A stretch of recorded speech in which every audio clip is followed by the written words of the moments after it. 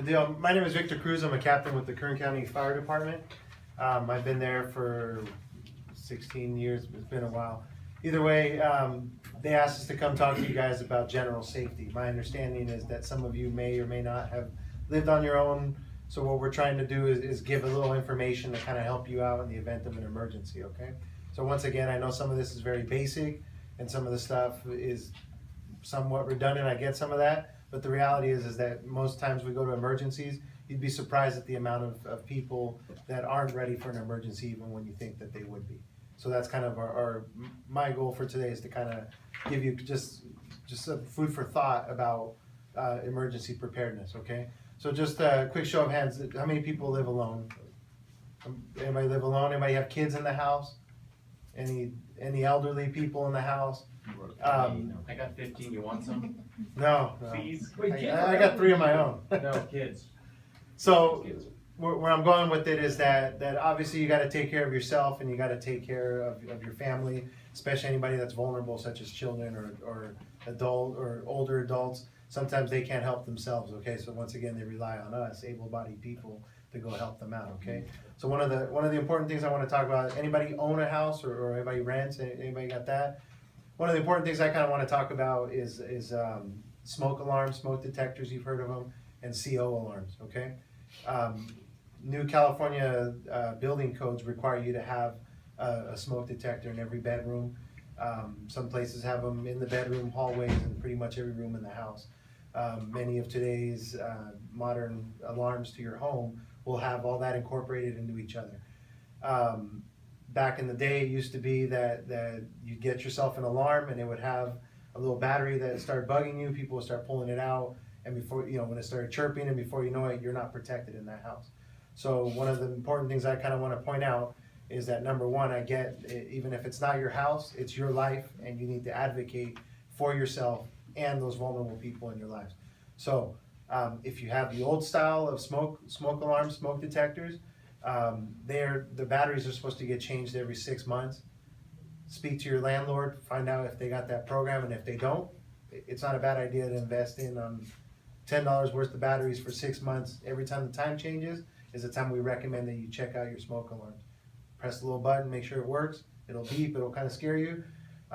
One of the things I don't want you to do or allow anybody in your house to do is if, in my house, I constantly burn food and tortillas. They're always setting off my stupid alarm. But the wrong thing to do would be disconnecting that, because then I would put myself and my kids and my family in peril. So once again, if you have those details where your landlord isn't taking care of it, you as a responsible adult need to make sure you protect yourself and protect those around you. Same with the CO alarms, they're carbon monoxide. Carbon monoxide is a byproduct of when you burn gas inside of your home, when you turn on your stove, when you run your dryer, your gas dryer, your heater. Sometimes if it's not burning correctly, you'll have the product of incomplete combustion. It's an odorless, you can't see the gas, and if it builds up in your house, you can silently die within your own house. So once again, that's what those CO alarms, carbon monoxide detectors, they're called. Those CO alarms are once again made there to protect you. So once again, when you go to your house, please check and make sure you, number one, have smoke alarms, make sure they work, and make sure they're maintained. And once again, even if it's not your home, it's your life, and please protect yourself. So that's one of the big things. I can keep talking unless you want to do the emergency. I got it. One of the big things we tell everybody that we educate, from little kids all the way to us, the big adults, to elderly people, is that emergencies never come as a plan. Okay, you don't have the option to say, okay, it's Tuesday, I'm gonna go get some tacos and we're gonna burn my house. It does not work that way. Okay, emergencies happen. Sometimes, obviously, they can be planned for, such as a hurricane and so on. But you have to assess what the risk in your home is all the time. So you basically have to prepare for those kind of emergencies. Okay, if you have an earthquake right now and you don't have any supplies, you're probably not going to be able to get supplies right now, because everybody's going to run to the store, get all the waters, get everything that is likely to hit us, and you're not going to be able to plan for that. Okay, so what I'm going with is that you need to have an emergency disaster plan for your house. So number one, what if you have an immediate emergency? your house catches fire and you gotta get out of the house. Number one, you need to figure out more than one way out of your house. The front door may not be an option. So once again, the front door might be cut off, you're in the bedroom, you can't go to the front door. Well, another way to go out is possibly a window or a skylight, whatever way you wanna do, you wanna find 2 ways out of the house at minimum. Second, you need to teach all the vulnerable people we talked about how to get out of the house. If they can't get out of the house, you have to be able to identify that they're in trouble and get out of the house. Can anybody think of an idea? You're with an elderly person, you know what room there are, how would you know if they're out of the house? Grandma? No, that's actually pretty legit. One of the things that we try to tell people as part of your emergency plan is find a way out, tell everybody how to get out, and have a meeting place. So in my house, it's the mailbox in front of the house. If you get out of the house, the kids get out of the house, they're taught to go to the front of the mailbox. So when I get out, we're all gonna find them there. If so-and-so's not there, that means they're probably inside the house. So when we get there, you can say, Grandma hasn't come out of the house. Which one's her bedroom? The back corner one, and then we go and try to go find her. Compared to, I wanna go home with my family too. Maybe grandma's home, maybe grandma's not, I don't know. So go in there and risk your life for an empty room, you know what I'm saying? So once again, it helps us, helps you, and it helps your grandma if we gotta go in there and save her. Same thing goes for kids, pets, that kind of stuff. Have an emergency plan on where you're gonna meet so you can quickly do a roll call, if you will, for everybody that's in your house. Less frequent, but very possible. What's one of the biggest natural disasters that we could potentially face in California? Yes, sir. Earthquake. They just had a 7.1 in Mexico, near southern Mexico, so they felt it all the way up and down the coast, even in California. A 7.1 earthquake is no joke. Down there, I wanna say they had something like 60 deaths. Don't quote me on the number, but they had a lot of deaths. And what they're saying is that they got lucky on that one because the fault line is off the coast, not in the middle of a populated area. So everybody knows we have one of the most active faults on the Pacific Rim is what it's called. San Andreas Fault runs all the way down from Mexico all the way through California and out to Alaska and so on, and that's one of the most potentially dangerous faults. In addition to that fault, there's a bunch of other faults. So currently, right now, if we were to have a 7.1 earthquake in the mountains between here and LA, that would cause a lot of damage. There's more than, what's the population of Bakersfield, 350 or whatever it is? There's a lot of people here, there's a lot of people over there. If something like that happens, guess what? There's 3 of us, right? We got 1 engine. How many people are out here? It's a big disaster, and what I'm trying to get to the point is that the emergency responders may get taxed, and we may not be able to help you if something that major were to happen. So that's where I go back to it. It's not that we don't have enough people. You're not going to have an army of people sitting around waiting for an earthquake, right? It's just not unfeasible. We don't have that kind of money. There's not that kind of stuff. So you have to have the resources that you have, and you have to survive by yourself while the rest of the resources come and join us to help out, okay? So that's where this emergency supply kit comes in, okay? I wanna go in addition to the escape plans and stuff like that for something immediate, I want you to start thinking about how you would survive for yourself. I've heard that you're supposed to have, I don't know what this one says. I've heard that you're supposed to have an emergency kit for at least 3 days. So everyone in your family, including your pets, you're supposed to have enough food, water, supplies, and everything that it says on here in order for you to survive for those 3 days while we, the first responders, may not be able to get to you right away. And I've heard of them that some people even do more, up to a week, because like you saw in Hurricane, was it Irma and all those? They still don't have power. They still don't have power. So imagine being out of power. There's no milk, no meat, none of that stuff. How are you gonna survive? And once again, you don't wanna fall victim to yourself when you could have prepared by having water, having your medicines, having all that. So anyways, that's what we're gonna go over here. That doesn't say about a container, so I'll talk that at the end. But basically, what PG&E, they're pretty good about telling you what kind of stuff you need. They're recommending you have a gallon of water per person per day. So how many people are in your house? You, sir, how many are in your house? So there's 2, so you would need, what, 1 gallon of water times 2, so 2 gallons for 3 days, 6 gallons of water. That's one of those big jugs of water that you get in place over there. Me too many. So that's what I'm saying, we need to have some water, we need to have some kind of plans and provisions for that. Food, non-perishable food, one of the recommendations I've heard is that you rotate something you commonly eat. If you like SpaghettiOs, you buy your SpaghettiOs and you have your stock, and then once every 6 months or a year, you use that and bring in new stuff, so you don't have, 20-year-old SpaghettiOs from whenever, that you I can't eat eat. ramen every day for lunch, so Ramen, you might survive. You just need that water, right? Once again, I talked about specific people with specific needs within your home. So here it talks about, is that all the stuff? No. You need food for your babies, for your dogs. Those are specific foods. Sometimes, a baby can't eat SpaghettiOs, so you gotta have their formula or whatever it is. If you haven't eaten and you happen, let's say, breastfeed or something like that, you need to be nourished in order to feed that baby. So once again, you have to plan for everyone, not just yourself, or not just what you think you might need for those people that need it. Tools, utensils, everything to open it up. They talked about equipment. Flashlights, that's pretty big, even on a normal power out, something happens to you. I don't know about you, but it seems like every time the power goes out, my phone's at 5%. So as soon as I turn on my stupid light, it's off, you know what I'm saying? So come up with provisions for light, so you can move around your house, help everyone around. Batteries, you need extra batteries. It says here 2 extra sets. One of the things I recommend is pull it out of the emergency batteries I got in my house. I pull the batteries out, bundle them up, and stick them to the actual flashlight, so that way if something happens, I can throw it in instead of opening it up where it's all, corroded and so on. So that'll help you preserve. Mobile phone, once again, portable charger if you have one. One of the ones that I don't think people have is a radio. They have those little hand crank radios or just a little battery power radio. Internet may be down. I know in my house, my phone, still have a house phone, I know. But we got kids, so we want them to be able to call 911. Sometimes your house phone won't work if the power goes out because it's connected to the cable and internet and so on. So make sure you have a form of communication. Your phone dies, there's no power, how are you gonna power through that?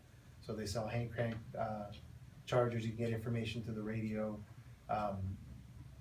The information is going to go out in a lot of mediums, and you may not have your phone. So keep in mind the radio is a very basic way to do it.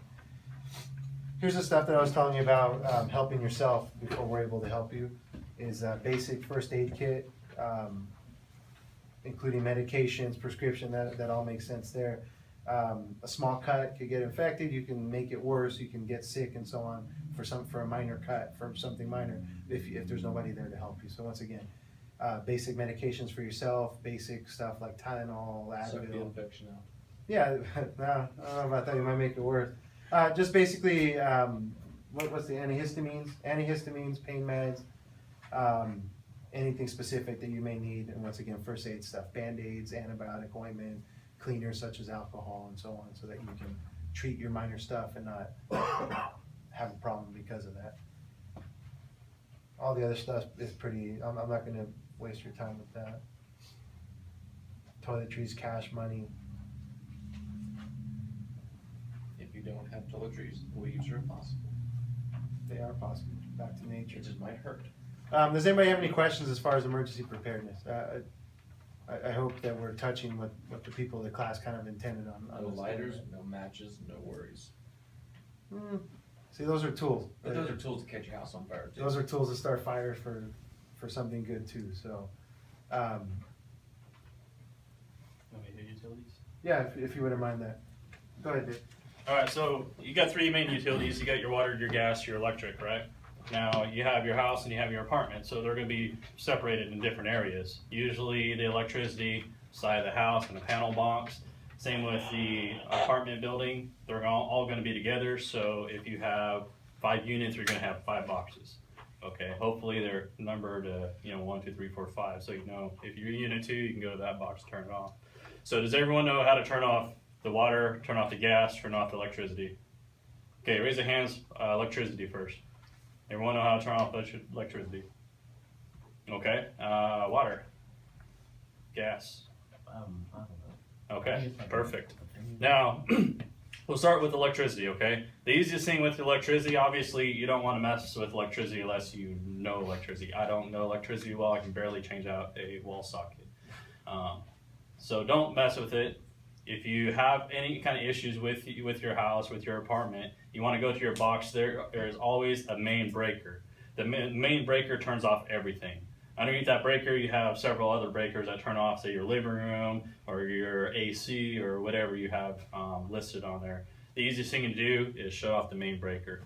Everything behind that panel, there should be a safety panel there. Everything behind that panel is energized, okay? So if you come across a panel that doesn't have a metal box, yeah, behind it, sitting behind the breakers, then be very careful. If anything, don't mess with it, okay? Don't poke with a fork. Yeah, we've seen several places that you open up the box, or someone's tampered with the box, or they have wires shoved into the box and they're powering the house next door, they're still in power. Just be very careful. So the best thing to do with your electrical panel, main breaker shuts off your whole house, okay? The next one's going to be your gas, okay? The gas, we'll do gas and water. If you live in a house and you walk around the house, you guys all seen a gas meter before? Okay. The pipe that is coming out of the ground into the meter, there's a valve on there. It's just a quarter turn valve. You can take a crescent wrench, pliers, anything, and just turn it a quarter. I'm gonna draw the valve so Go they ahead. know what it looks like. You just turn it a quarter and it shuts off your gas, okay? Now, it could be a little bit confusing because you see this pipe coming up into this box that's going into your house. There's different areas on there that the gas company can mess with, but you're always looking for the part that comes out of the ground, okay? That's where your gas is coming up towards your house, going through the meter before going into your house. So right now, the on-off is what he's drawing right now. If it's in the inline position, it's on. You take your wrench, you just turn it to the off position, you're done. Okay, that's your gas. So what time will you turn off your gas? On what kind of instances? Gas leak. Gas leak? So what's happening at your house? How can you recognize a gas leak? Carbon monoxide sensor in the wall. Okay, so maybe an alarm, maybe you smell a natural gas, because they do odorize the gas. Okay. Do you guys know the signs of carbon monoxide poisoning? Okay. It's good to know this stuff, especially for kids. Your kids come up to you and say, I have a headache, and they're looking flushed, red, and everything, and it's not hot outside, they haven't been playing hard, and then maybe a second kid comes up, same symptoms. You might have something going on inside your house. Okay, it's kind of like the silent killer, the CO. So that's why we emphasize having those alarms, right? So if you have any problems and we're not there, gas company is out there, obviously, it's the safest thing to mitigate the problem is to turn it off, right? Turn off your meter, your electrical meter, turn off your gas, and then for your water. The water, here's my story on my water. I was living in a cul-de-sac, opposite end was a cul-de-sac, it was a mother with 2 kids living there, right? Calls up my wife, say, help, my house is flooding. I'm like, okay, I don't know what to expect. I still remember your question, I'll get back to you. And so I just grabbed some tools, throw them in a bag, and I go down there. She's in her kitchen sweeping out the water. Underneath her sink, it's just draining, right? And she's just sweeping it out into the garage, sweep it. So I go there, and I go, done, right? She had the whole area flooded, and she didn't know where the valve was. She didn't know anything about valves. So what you can learn now is you can backtrack, okay? So if your sink has a valve, and there's a leak past that valve, like say it comes out of the wall, there's a valve, and it goes up into your sink. If there's a leak right there where it goes up to your sink, you can turn off that valve, right? If it's behind that valve, you can go outside to the side of your house, look for another pipe, not the gas pipe, but a water pipe coming up out of the ground. Say it may be coming, let's see, your water faucets, you know, the type you put your hose onto. There's some that sticks out of the house or out of the walls, but there's that one that comes out of the ground and then goes into your house. That's your, like a secondary water line. It reduces the pressure and goes into your house. There's a little valve right there you can turn off, okay? And then the last valve is at the street in that box. You guys all seen the water boxes, you know, the water company comes, picks it up and looks in there. So backtrack your valve. You don't have to shut the water off to your entire house. If you're unsure, yeah, just go out to that street and turn off that valve. If you can't turn off that valve, go to the next one. You know, always backtrack. So those are the three things: the electrical panel, the gas valve, and then the water valve. Anyone have any questions about those? I have a different question. What do you recommend for an electrical fire? Well, the electrical fire, first of all, it's going to be a safety thing. Okay, if there is any kind of issue with safety, just get out. Okay, make sure your family gets out, your grandma gets out, your kids. I mean, make sure everyone's out of the house. Okay. Another thing is good to have is a fire extinguisher. Okay, we can teach you guys how to use a fire extinguisher. It's pretty easy, right? But to keep a fire small inside your house rather than burning everything down, everything you worked hard for, you can put out the fire. But make sure you're trained on that, okay? The best thing to do is just go down to, like, say, I don't know, Walmart or Costco and just buy a simple ABC fire extinguisher. But what if one didn't come with your apartment? That's where I go back to. Who's your best advocate? You. Yeah, So would you it's turn off the electrical in the panel? for the electrical fire, absolutely. Yes. And will that make it, because I had my swamp cooler, I didn't know, I smelled an electrical fire really bad and it was filling up my house with smoke, so turned off the electricity and I went through and checked all of my sockets and checked everything and That's I smart. had no idea that it was a swamp cooler and it was just pushing all the smoke in my house and then I turned off the electrical panel and it was still good. I had to call the fire department. Yeah, so, I mean, once electrical, say the outlet starts on fire, say this outlet right here, it's gonna start burning. There's a stud right next to it, you know, that goes up the wall. And then there's that void that goes up the wall up into, you have a little top plate, and that's kind of like a little fire break. But it's gonna do its thing until it catches up on fire. So it's gonna spark, spark, spark, and then it's gonna get too hot, and then it's finally gonna catch that wood on fire, or anything in that wall, and then start going up. So if you smell that, if you see this thing popping, and you go outside, shut off your panel, and then that thing's still smoking because it's caught that stud on fire. Okay, and then we would have to come in, open up that wall, and extinguish that fire. We actually run a lot of those. We run them in ceiling fans, wall sockets, a lot of ACs, water coolers, you name it. You would stop that source by shutting off the electrical. That's exactly what we're gonna do too. once we Yeah. get there. Yeah, I would that's what get- they told me to do. And I'll Get do everyone it. out of the house, shut off the electrical, and then, you know, definitely get 911 started. Like I said, safety is going to be the biggest thing for you. Make sure everyone's safe. So let's do a scenario. A large earthquake happens, and your house has a raised foundation and it kind of collapsed, and you're hearing a little hissing coming from the living room and the shut-offs on the backside. What would you shut off in that situation? Gas? What else would you shut off? So you could probably shut them all off, right? Yeah. All right. What if you walk into your house one day and it just reeks of gas? Get out. The valve on the outside and it comes out of the ground. Correct. And then call 911. We'd come down there and try and ventilate it out and make sure it is completely shut off. That we go to, our first thing the company officer does is walk around, turns off the electrical panel, turns off the gas. Obviously, we don't want to go in with a hose full of water, putting, you know, water onto any kind of fire with electricity around it. Yeah. And then the gas, we mitigate in the electricity, and then we mitigate any kind of the gas problems behind it. What was your question, sir? I was gonna say, for the valve thing, it would be smart to keep like a wrench handy. Yeah, Yes. and if you're living on your own, whether it be apartment or house, it's always good to keep a little toolbox. You don't need one of those big old tall ones, you know, that cost, you know, $1,500, even though most of us would love to have those, you know. But to have a screwdriver, a Phillips head, flathead, a hammer, maybe a little bit of nails, you have your pliers, your cutters, you know, those are probably like the minimums, you know, and then you can get into the wrenches and everything else. Sockets, yes ma'am. What would you say is the most common like cause of a fire in Bakersfield besides than criminal?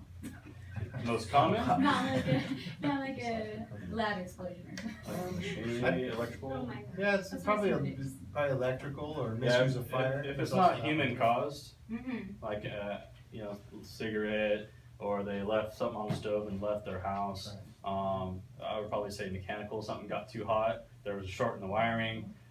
We take out a lot of ceiling, takes out a lot of walls because we're chasing fire. We're trying to find out where this fire is. We're filling the walls. We have this thermal imaging that will tell us where the hot spots in the walls, and then we'll start making a mess. So my husband's convinced that my straightener can cause a fire if it's left on all day. Mm-hmm. It Which could, has happened. it could. Okay. It has not yet, but I will be more careful now. Yes, yes. I think And it happens to all of us. You're not alone. Every So don't everything do you it. do, Yeah, your I mean, straightener, your anything on your On stove, the stove. you don't want to get sidetracked from your daily activities. You don't want to put something on the stove and walk away and go talk on the phone, because I mean we've Yeah. probably all burned something in the past. But what if it gets out of control? What if you cannot mitigate that problem yourself? Then it gets into the cabinets, gets into the walls, gets in the attic, and then the whole house is getting wiped out. So focus on the stuff that can cause those big problems, those big fires. Yes, sir. I'm taking the fire protection B1 class, and what if there's a scenario where like how the wood is built now with like a lot of chemicals, so it's like flammable? What if you can't get to the gas line or the electricity or the water to shut it off? Like I said before, the first thing you do is your safety of the others. Okay, if the fire is bigger than you can handle, you just get out. You make sure everyone's out. Okay, so say you're sitting in your living room, something catches on fire in your kitchen. I want to make sure myself, my family gets out. Okay, hey, get out to our meeting place. Go meet on the sidewalk.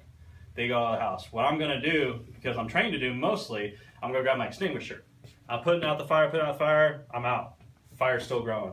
That's all I can do. Smoke is coming down halfway, coming down to the floor. I have no breathing apparatus. I'm going to get out, because if I stay there, that smoke is going to come down far enough to where I can't breathe. I'm going to pass out. I'm going to die. That's our radios. Everything in the house is replaceable, you and your loved ones are not. Yeah. So get them out first. Any other questions? So yeah, remember those. Living on your own, you got your gas, your electrical, and your water. Wherever you live, go find where those are at. Pre-plan. This is how I shut off this gas. Okay, I know where my meter is. I know where my electrical panel is. And then, yeah, it's basically going to save you a lot of trouble. I got one question. Yes. What if your gas line, like that picture is shown, what if it doesn't have like a little lever like that? What if it has a lever you pull down and you put a panel lock on it to lock it in place so you can't push it back up? I haven't seen one yet. It has a, Do you have one Is with it a the one that lever? has a little lock or whatever? yeah, it has a lever you push down and you lock it. It's the in same place. mechanism, just that the knob is different, if you will. If it's locked out, you're obviously not gonna be able to turn it from that position. Yeah, you're not gonna be able to touch it. So, I mean, in the end, all you can do is get away from that. But even if it looks different, the mechanism's the same. If it's in line with the pipe, it's running. If it's this way, it's blocked. So the structure's still the same, yet the lever and everything else is still the same. The same mechanism. They might look different, they might be in different positions. And keep in mind, there might not be something that you can get to. We've seen those too. There's been houses that were built in the 20s before code was put in. You know what I'm saying? So it's possible that that'll be it. So what can you do? You get away from where the hazard is. Yeah, your electrical panels could be locked up. Correct. Can't do nothing about it. I know if I go out to my house and my water main by the sidewalk, I know that valve is very hard to turn. Okay, I may or may not be able to turn it. So what do? Well, I can't do nothing. My house is gonna flood. I'm gonna look for that secondary valve. Maybe I can shut it off at the house rather than at the street. So, The biggest thing I can say is don't let the fear of the unknown victimize you. I know we don't like to think of emergencies. For me, that's a day to day. I see tragedies and emergencies all the time. So of course, my mind's wired that way. I don't want you to ruin your life and think to yourself, oh, everything's gonna mess up. That's not what I'm saying. What I'm saying is advocate for your loved ones, because you never know when it could happen, and don't fall victim. Don't be the guy that never had enough water, that never knew how to get out of your house. That can happen to a lot of people, and it's not that you're a bad person, it's just you never thought about it. And that's kind of where it goes back to. And I know a lot of this is redundant, and chances are it's probably not gonna happen, but it's a very big possibility. remember, if you have a hazard and you have no one to help you, you can always call us. Yeah. Okay, we're there to mitigate hazards, mitigate fires, rescue, help people with medical problems, everything like that. So if you can't turn off your water, your house is flooding, you can call the fire department and come help you. We'll come shut it off for you if we can. Yeah. We're gonna start the water company also, because if we can't shut it off, we have to pass it on to them. Yeah. And then when it comes to electricity, we're just gonna come off, shut off your panel. Anything past there, we need a PG&E or an electrician. So we're able to mitigate those problems if you guys need help, so we're always there to kind of help you out through all that stuff. What would be the number to call your area? It'd be a non-emergency dispatch line, so you can Google or look up in the phone book, Kern County Fire Department, know what area you live in, know if it's city or county. And if you don't know, just call the fire department number, and then they'll direct you to the correct station. Who has a question back here? Yes, sir. I was gonna say, you say you guys will come out and help. If you guys come out and actually help, do we get charged for that? Or no? Nope. That's part of your taxes. Yeah. So, yeah, Pretty much. that's what we're here, we're here to public service, what it comes down to. Yeah. Now, Go ahead. what I was trying to say is that for emergencies, it goes back to once again, apologies if I sound like I'm trying to talk to a fourth grader. You'd be surprised what people call us for, and not the fourth grader. Grown people. My neighbor's making noise, the cops won't come out. What am I gonna do? You know what I'm saying? But your house is flooding out, yeah, call me. Your gas, you smell a gas leak and you don't know where it's at or how to shut it off, call us. Give us a call. It's a lot of that kind of stuff. That's what we're there to help you for. So don't feel bad about calling us, but just keep in mind when you call us, is it worthy of missing possibly another call? We always run medical aid. Somebody has a heart attack, but if you're just going there because you want to tell me a story about your bad neighbor, that's not cool for that person having a heart attack. It's a waste of time. Yeah, correct. Like I would assume it's common sense, but you'd be surprised. Some people call us for a lot of stuff you probably shouldn't be calling us for. But once again, we're gonna show up. We can't do something about it. We'll tell you straight up, and we're gone. There's no charge. There's none of that. Our services come out of the taxes that you pay from going to work and all that stuff. So like I said, that's taken care of. We're not there to fix it, we're not the professionals that Correct. fix the electrical problems, we're there to We stop mitigate the the hazards. emergency. Yeah, we stop the Yeah. emergency, and then if there's something we can do, we'll do it. And if not, we tell you who to call. That'll be it. So. So yeah, we're always someone that you guys should call when you guys have those issues. Correct. Is there any other questions? It doesn't have to be with the subject. You got a fireman you can talk to, If there's a question you wanna ask, we'll ask you probably a couple more questions before we gotta You go. keep using that word mitigate, what does that mean? Mitigate, so if you have a hazard, if we can get there and mitigate, we can help it, we can, cease the hazard from Make it happening, better. make it Make better. it better. Stop it, basically? Yeah. So if it's a flood, we can mitigate it by shutting off a valve, so, Just never heard that word before. no problem. You Yes, sir. guys know when hot shot season firefighting starts? The season itself, April, May is when they start hiring people. I'm sorry, when they actually hit the ground and go. The hiring process starts over the winter time. yeah, If that's something you're interested in, start looking calling at ahead. all. I'm going to school, so I need to get the experience. Yeah, definitely. Winter time, that's a great way to get that experience. Those are our infantry soldiers, if you will, in the fire service. We're the tank drivers, they're the infantry, so they go out there and they get it done. It's a really great way to get into the service. They start looking for people in over the winter months. December-ish, January-ish, they start looking to fill their ranks, and you'll find info there. I've got one question. Isn't there certain positions on like fire department firefighters? Like one fixes the car, fixes the truck, one takes out the fire. I'm being serious. There's like a certain different spots for Yes. your job. What would be like? I know it's Each all- crew, if are you talking like, let me tell you about our crew. We work for the Kern County Fire Department. We're part of a fire department that, this is part of a county area, so we work in city, in the metro area of Bakersfield area. But there's also another fire department next to us, Bakersfield City Fire, and we work together. It's a seamless transition. They have a fire, we're gonna go help them, and they'll do the same back to us. Picture us as everybody watch football or basketball, whatever sport you could think of, right? Team. That's basically the way we run it. We have a center, a quarterback, or whatever the sport that you're looking at, we kind of plan it out. So our duties on most emergencies, we have to get there and make decisions quickly. So we do a lot of training. We've been trained a lot. We continue to do a lot of ongoing training. We work together. This is my crew. We work together all the time. So I'm the captain. I'm the guy that sits on the shotgun there, if you will. I'm the guy that's the radio talker, the jefe, whatever you want to call it. Shot caller. Yeah. It's all negotiable. But anyways, I'm in charge of a fire engine, right? So my fire engine has 3 people: captain, engineer, firefighter.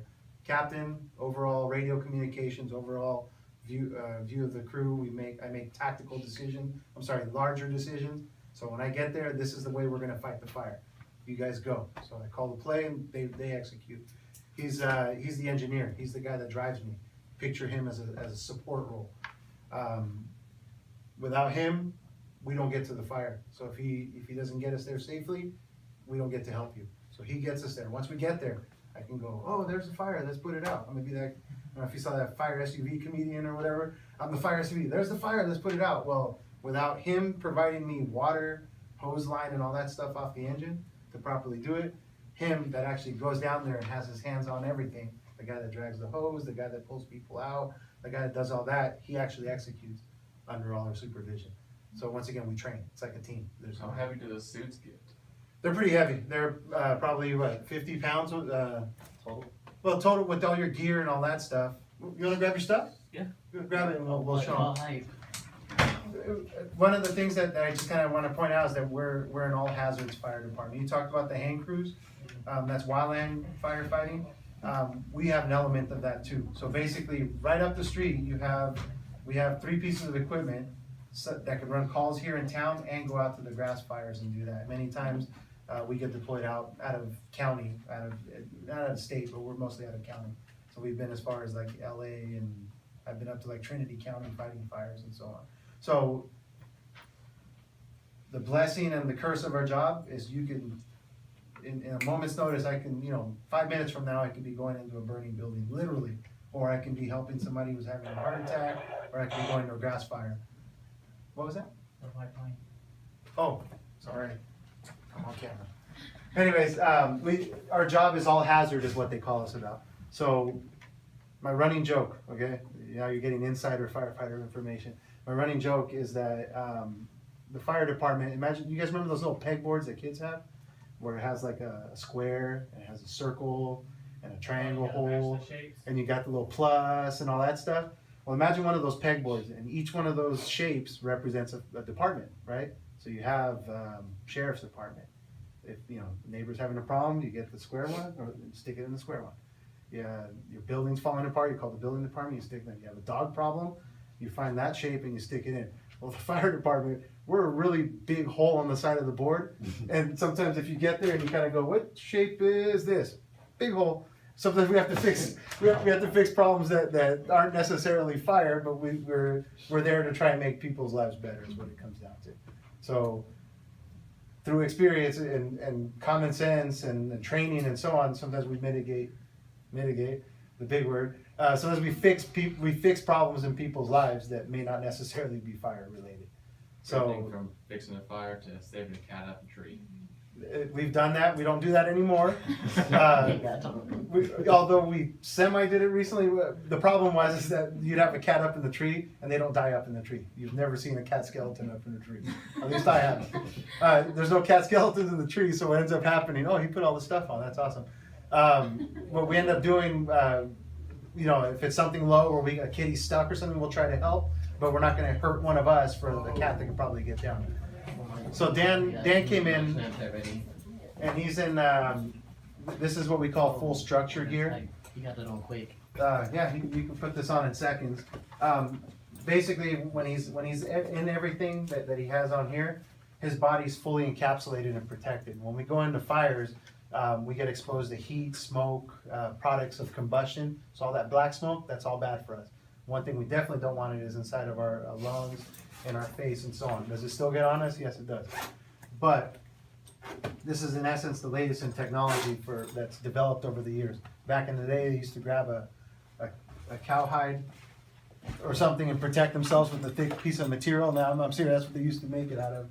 Or they would get like a tarp and kind of oil it up or whatever, and that would be their protection against the fire. What this man's wearing here is in essence an oven glove, okay? Let me look here, please. So you'll see the top layer, this material is called Nomex. It could take burns up to 700 degrees, which, believe it or not, it's not that much. But we get exposed, if you don't touch a fire, you'd be surprised how much it can actually protect you from a burning fire. In addition to that, Where's your frame? You want to open it up? yeah, I can just go. It's multi-layer. So the bottom layer is a vapor layer. So when water vaporizes, you could get, like when you open a pot and the steam hits you, that protects us from the steam as well. So once again, multi-layer. You have the Nomex that protects you there, and the multi-layer. So it's like an oven glove. It's real thick, it's real heavy, We wear that winter, summer, pretty much any time of year to protect us from that. Also has abrasion resistance, so you don't get cut on your body when you're crawling through a house or going into a car and so on. In addition to that, he has on what we call a SCBA, just like a scuba diver, self-contained breathing apparatus. This is, they consider it a 30-minute bottle, but when you're sitting there hustling, this is probably 20 if you're in good shape. Fair? Fair. And there's a couple guys that are complete studs and they'll go forever, but the reality is with hard work, you're looking at anywhere from about 15 to 20 minutes is a good rule. So the entire suit weighs up about 50 pounds. Correct, and what he's not have on him, you'll notice, here, give me a turn real quick. He's got his radio, we got communications, flashlights inside these pockets. He's got any little tool he might need to shut off gas, to mitigate problems, we're gonna remember that word. Yeah. He's got a lot of tools and stuff, anything he might need to help out with the fire and to save himself if he ever has to. So once again, the modern firefighting equipment, back here he's got a little strap in which they call it, what was it, the DRD, the dragging something device. It's this little strap that's built within it, so if he ever collapses, I reach in there and grab it. We renamed it the dummy rescue device, because you can, you gotta pull your dummy out, but anyway, this is a good man. But what we're saying is that you know, we can all this is how we mess with each We other. spend a lot of time together. Yeah, exactly. So anyways, Family, right? yeah, we train for the worst case scenarios, because once again, I gotta go home my wife, he's gotta go home his wife, he's gotta go home his wife, and bottom line is they need to trust us to protect them, and we gotta protect. There's nobody out there necessarily that can protect us but us. Yes, Do ma'am. you have to wear all of that? Like, for instance, like when Lake Isabella and the firefighters were out there trying to help? There's a little bit different for that. The material Nomex is still what we wear. It's a little bit thinner, so it's multi-layer. It's more like the pants that he's wearing. See, those pants are a little bit thinner. They do offer you some thermal protection. And just keep in mind that when we go in for a structure fire, I have to take an educated guess on what the fire is doing based on the smoke, where I see it coming out, on our knowledge of how a building's built, experience, all the little slideshows that go with that. Wildland firefighting is a completely different beast. That, you know, like you're learning in your classes, you have to deal with weather, topography, the fuels that are burning. That's a way bigger beast, if you will. Where with a wildland fire, it'll take a couple, you know, up to thousands of firefighters to go out there, find the line, get to somewhere safely. And where a structure fire might be put out quickly by a couple crews responding really fast to put something out.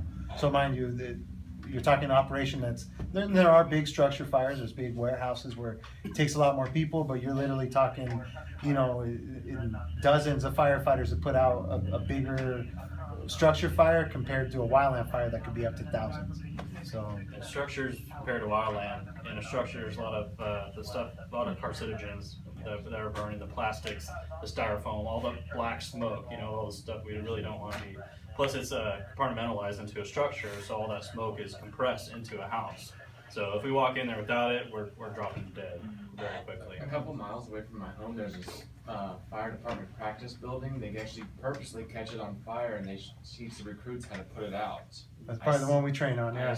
I see it all the time, and I purposely, like, if I go by it, I love to watch them do it because, you know, you don't see stuff like that, especially when they're practicing and recruiting. And we're only burning wood in that. We're only burning wood, yeah. We're actually not It's a big burning old- it's a big couches old or brick anything. building. Mhm. Yeah. What we're saying is that that's a controlled environment to kind of teach us some of it.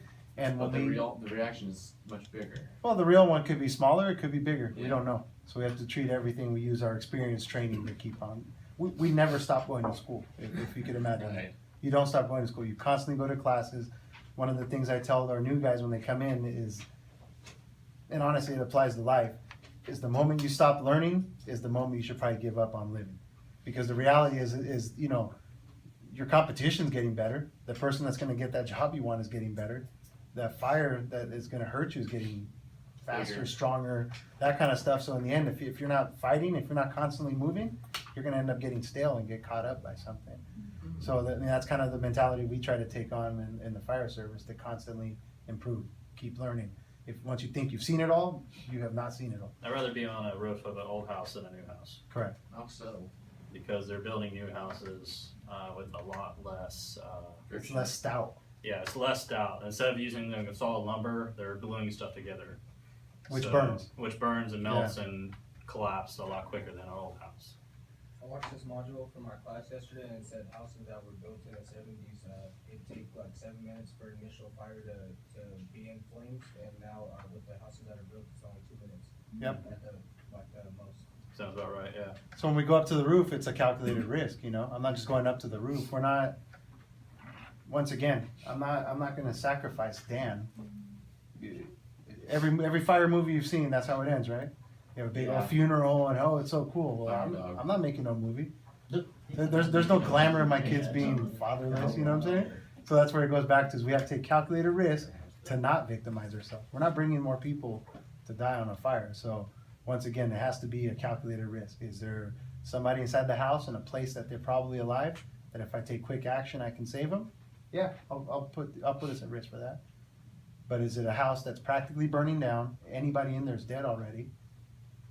I'm not gonna go kill ourselves because somebody already So died. it's a judgment call. It's a judgment call, and it comes through training and experience. So that's kind of where, that's the difficult choices we have to make, you know what I'm saying?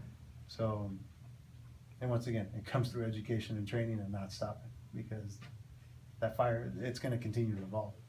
There's, every day, there's new stuff that burns, everything So is synthetic. practically, you have a breaking point on every time that you work, you might come home or might not. You just gotta be careful. It's a possibility, so I have to act as such, you know what I'm saying? Just like an Keep officer your guard down, or, or keep your guard up. you gotta sit keep it down. up. Cause we're, once again, my goal is not to die. We're not gonna die if I can help it, you know? We're not gonna get hurt if I can help it, so. One last question, go ahead. Right, overall, how do you guys like being firefighters? Overall, Best job in the world. best job ever. I wouldn't do anything else. We're a different breed, if you will. It's one of those things that you have to, what you see on TV is a fraction of what it really is. There's a lot of great things about being a firefighter, but there's a lot of things that suck. And in order to get the good rewards out of it, you have to embrace the suck. I don't know, I'd rather take out a fire than get shot at. Government. Right? And you can We still can get shot at too, you know? So stuff like that happens. So honestly, it's one of those. You guys remember that SWAT movie? I think one of the lines that cracked me up was, "You're either SWAT or not." That's kind of how we are too. You figure out quickly, because you know it's not just the, oh, look at us, we're on the fire truck waving. It's we went into we saw something horrible, or we smelled something horrible, or people treated us bad, or whatever. And if that's not for you, don't do it. So anyways, you figure it out quick whether it's for you or not. So, but for me, best job ever. So just a reminder for CHP, and I'm sure building blocks, it is a requirement to have your fire or your smoke detector and carbon monoxide working. We are able to come in and test that at any time, and it cannot be chirping or you will receive a warning. Just a reminder. So, as I said, it is a requirement in your housing, and it is a requirement in our program. So make sure that you do have that. It'd probably be a good idea to go check your batteries tonight. Folks, our department send us some goodies to give out. There's a brochure in there too that you guys should definitely pass around if you wouldn't mind. It has a couple of things that about the emergency that we talked about, because it happened to me, and it kind of goes through some of those points that we talked about. And they gave us kind of goodies. They're really not. First I saw it, I was like, I don't get it, but I figured it out. It's an oven stick. So if you like your oven rack, you don't want to burn your finger, you can actually push it in and pull it out with it, and then you can measure things. So it's a cool little gadget. And then the other one, they gave us some magnets to give, probably refrigerator magnets to kind of give out. They're kind of cool little deals. So please take some, use them up. There's plenty of the rulers. What you guys learned today, also pass down to your family, to your kids. This is a learning experience beyond this room. So, if you guys have any questions, feel free to call us. If you guys need help. One of these. Well, pass them around. Everybody can get some. Well, thank you guys so much. That was super All right. informative.